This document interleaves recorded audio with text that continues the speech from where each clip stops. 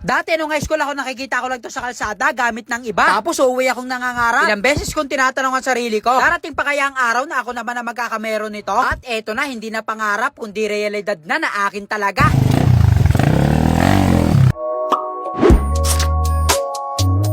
Tsaka na-miss ko rin talaga yung Rider FI ko. Iba talaga yung dating ng Rider Talaga namang, alam mo yung may something. Ang ganda kasi ng design, tsaka solid yung hatak ng Rider card. Pero bago tayo pumunta, text ko muna kasi baka mamaya may scam tayo. Aalis na kayo pre, nasa bahay na ako. Maglololo na tayo.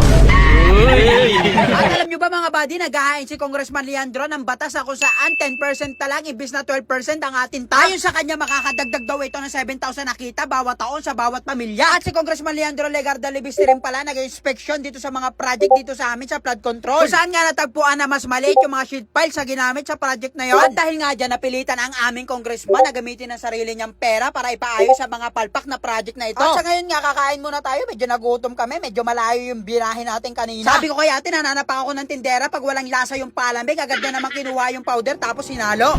Ako nga.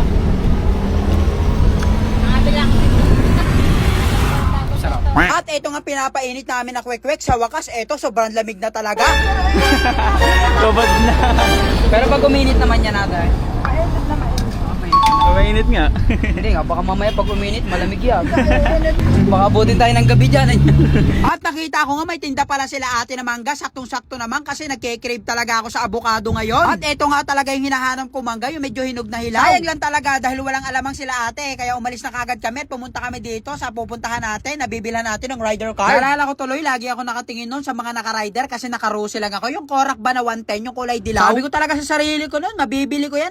Alam ko may nararamdaman ako, kaya kong bilhin niya pagdating ng panahon. Yung bang tipong pinagdududahan ka ng isip mo pero naniniwala yung puso mo? Eto na pala si Sir ang kausap natin. Medyo malayo pala yung bahay nila kasi sa in-expect ko. At grabe, eto nga yung rider talaga namang may dating. Ang ganda rin ng tindig niya. Mas napupugian talaga ako dito kasi sa Rider FI kasi ito pag nakahubad talaga namang napakaganda tingnan. Ang nagustuhan ko ba dito all stock yung makina niya, wala pang nagagalaw, sabi ng may-ari. So sabi ko kay Sir, testing ko muna kung magugustuhan ko, matitiripan ko tong motor niya kasi medyo maganda pero sa takbo titingnan natin.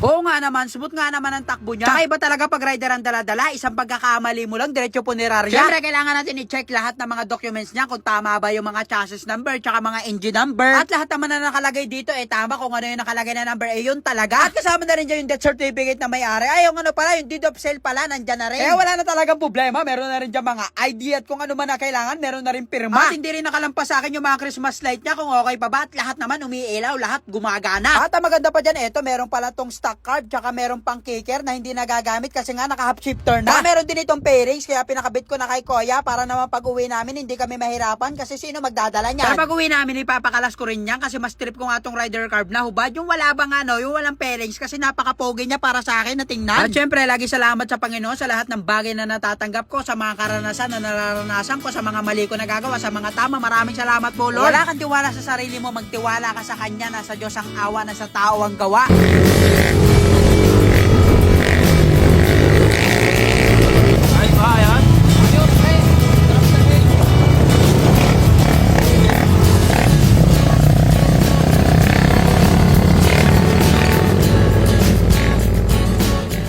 Pero pagkalipas nga lang ng ilang buwan, ibebenta ko na kasi nangailangan nga ako ng pera. Sa ilang buwan nga na paggamit ko sa kanya, talaga namang napaka-solid at talaga namang lahat ng bagay na gusto kong hagot nagagawa ko at talaga namang sumaya ako dahil nga dream bike ko to Pero ang pinakamahalaga naman doon, naranasan ko kung anong pakiramdam ng my rider car.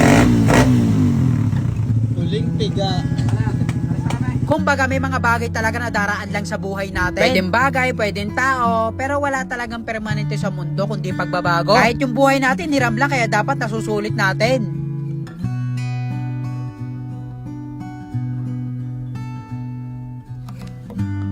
Kaya ako rin pala binintayan kasi napakaraming kailangan daw may pirma na may-ari. Paano kung yung may-ari nasa abroad o kaya patay na? Ako si Jacklot, subaybayan mo ko sa FB kasi kada araw may vlog ako na pampahappy.